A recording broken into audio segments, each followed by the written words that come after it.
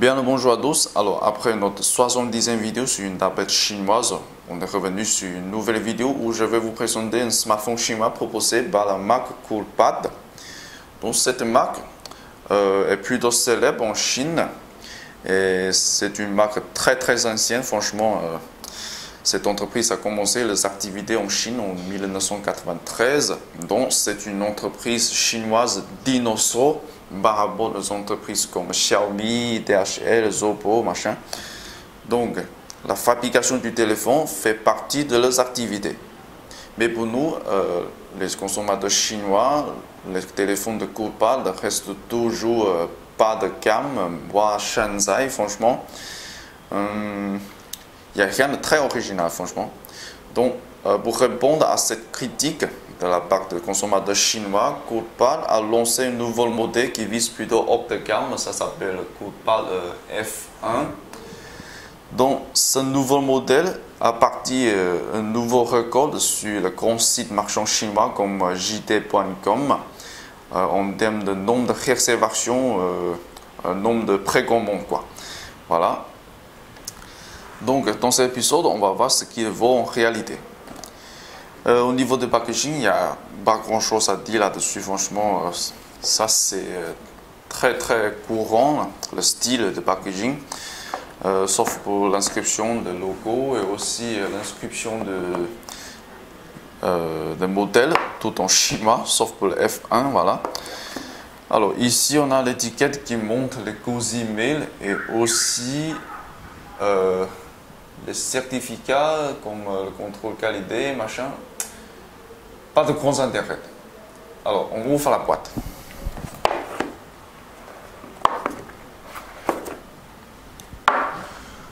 Ok, du coup, le smartphone a l'air plutôt compact, franchement. Je dirais que c'est un smartphone 5 pouces, ça doit être ça, mais on verra ça plus tard.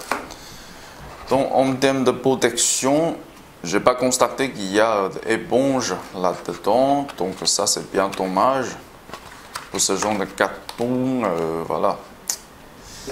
Ça marche moins bien pour le transport, je crois.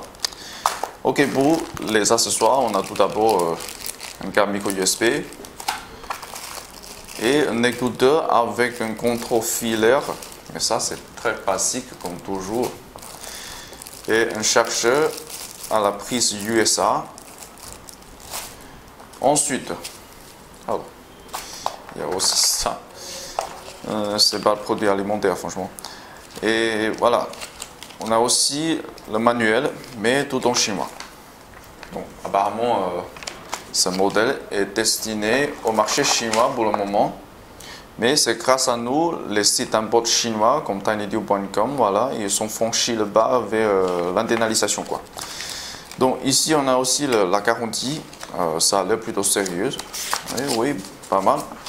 Pour une entreprise qui est plutôt bien établie en Chine depuis des années là. Mais c'est tout en chinois. Voilà. Donc c'est bien dommage. Alors ensuite, on va jeter un coup d'œil sur le téléphone.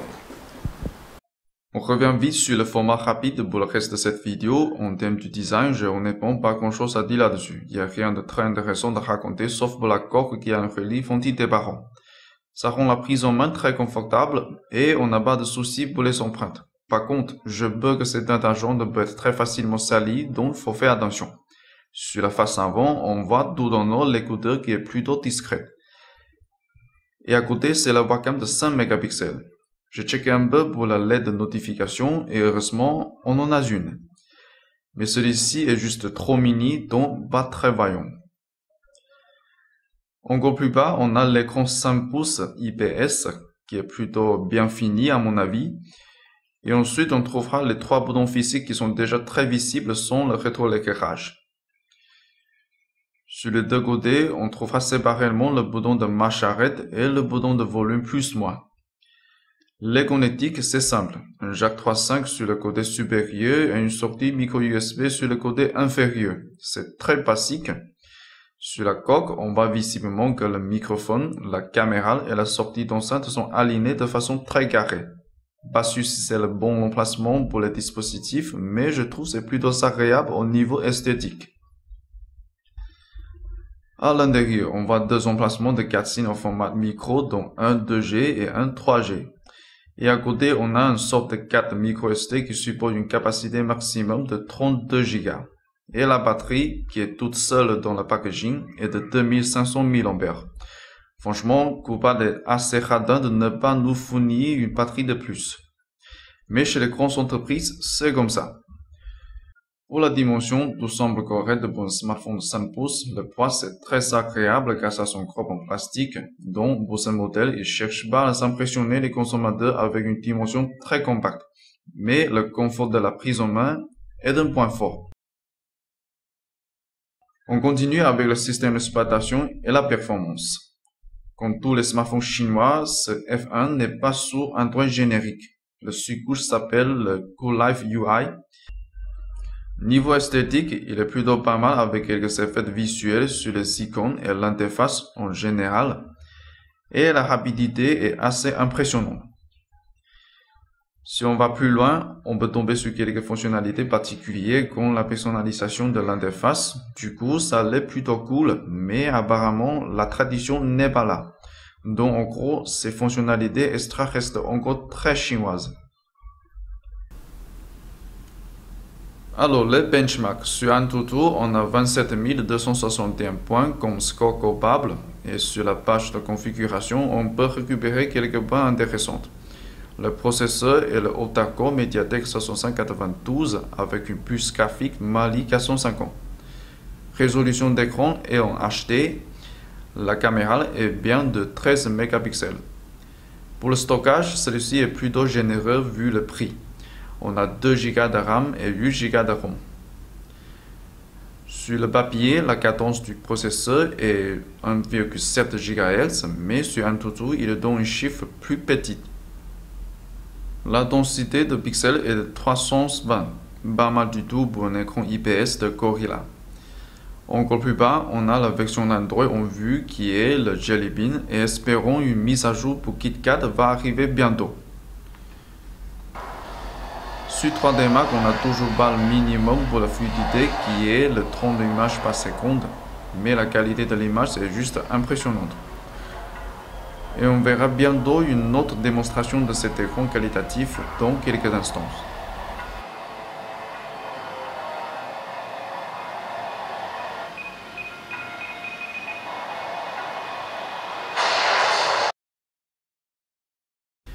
Pour Epic Citadel, la performance est correcte.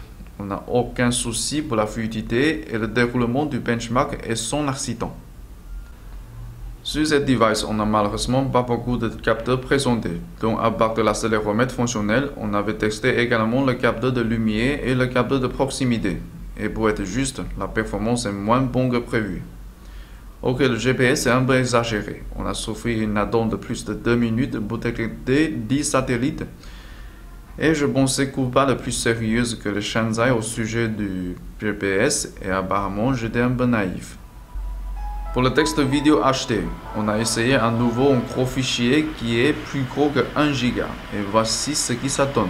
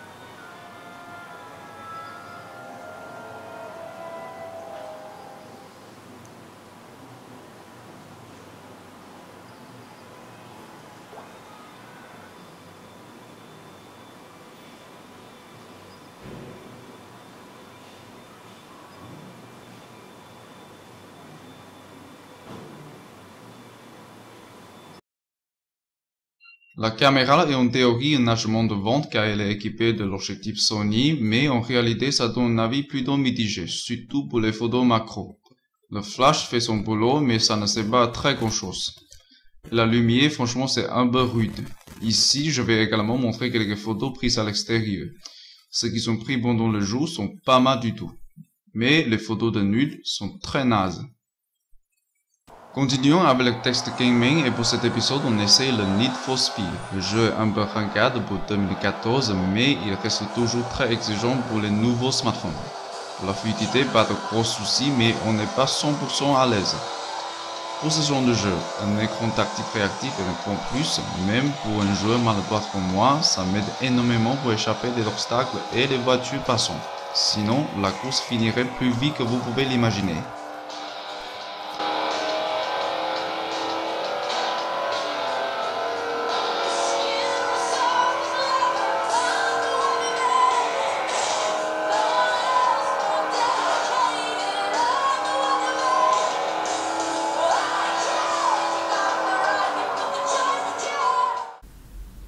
Pour le Wi-Fi, je ne peux pas vous dire si le F1 capte bien ou pas le réseau parce que le Wi-Fi d'entreprise chez nous ne marche pas du tout. Et ça m'a laissé pas de choix mais de connecter sur le point d'accès depuis mon portable. Pour chercher la page mobile TinyDeal, c'est un peu lent mais je m'en passe. Aussi, on a essayé la page de Yahoo France et là, c'est plutôt tranquille.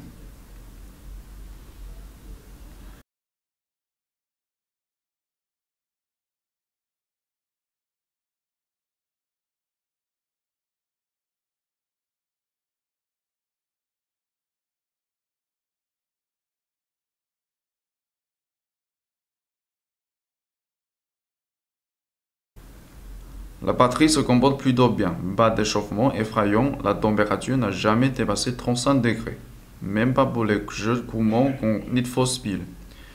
La vitesse de déchargement c'est plutôt correct, débranché pour plus de 3 heures et on a passé plus de 1 heure pour le texte, et ça m'a laissé encore 70% de charge. Donc ici je vous donne mon verdict sur ce nouveau smartphone de CoolPad. Pour le plus, d'abord c'est le confort de la prise en main.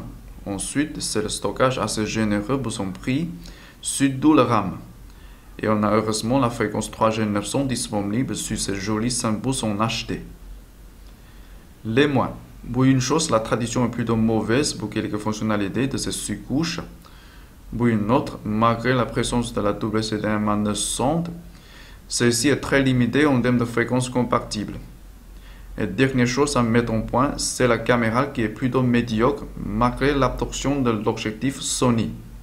Donc n'hésitez pas à nous donner un pouce vert si ce texte vous paraît utile et n'hésitez surtout pas à cliquer sur s'abonner pour suivre notre texte et nos concours, sachant que nos concours sont réservés uniquement aux abonnés. Bon week-end à tous et à la semaine prochaine.